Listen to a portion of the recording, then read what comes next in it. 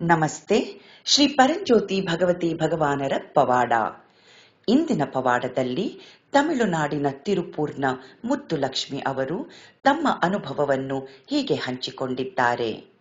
ಇದ್ದಕ್ಕಿದ್ದಂತೆ ನನ್ನ ಮುಖ, ಕೈಗಳು ಮತ್ತು ಕಾಲುಗಳು ತೀವ್ರವಾಗಿ ಊದಿಕೊಂಡವು. ಇದು ನನಗೆ ತೀವ್ರವಾದ ನೋವು ಮತ್ತು ಯಾತನೆಯನ್ನು ಉಂಟು ಮಾಡಿತು. ನನಗೆ ಹೊರಗೆ ಎಲ್ಲಿಗೂ ಹೋಗಲು ಸಾಧ್ಯವಾಗುತ್ತಿರಲಿಲ್ಲ. ಒಂದು ವೇಳೆ ಪ್ರಯತ್ನಿಸಿದರೂ ಓಡಾಡುವುದು ನನಗೆ ಅತ್ಯಂತ ಕಷ್ಟಕರವಾಗಿತ್ತು.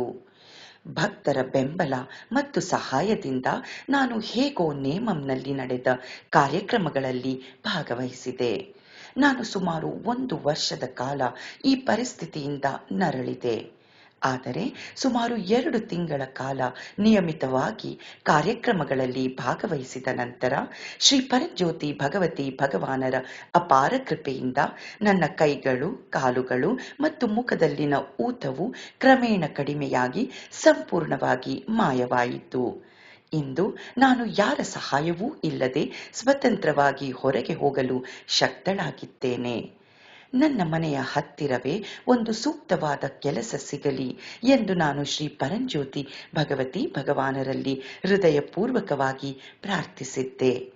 ಅವರ ದೈವಿಕ ಕೃಪೆಯಿಂದ ನನ್ನ ಮನೆಯ ಸಮೀಪದಲ್ಲೇ ಇರುವ ದರ್ಜಿಯೊಬ್ಬರ ಬಳಿ ಸಹಾಯಕಿಯಾಗಿ ಶಾಂತಿಯುತ ಮತ್ತು ಅನುಕೂಲಕರ ವಾತಾವರಣದಲ್ಲಿ ಉತ್ತಮ ಕೆಲಸ ನನಗೆ ಲಭಿಸಿತು. ನನಗೆ ಉತ್ತಮ ಆರೋಗ್ಯ, ಸಮೃದ್ಧಿ ಮತ್ತು ಭರವಸೆ ಹಾಗೂ ಸಂತೋಷದಿಂದ ತುಂಬಿದ ಹೊಸ ಜೀವನವನ್ನು ಅನುಗ್ರಹಿಸಿದ ಕರುಣಾಸಾಗರರಾದ ಶ್ರೀ ಪರಂಜ್ಯೋತಿ ಭಗವತಿ ಭಗವಾನರ ದೈವಿಕ ಪಾದಾರವಿಂದಗಳಿಗೆ ನನ್ನ ಕೋಟಿ ಕೋಟಿ ಪ್ರಣಾಮಗಳು.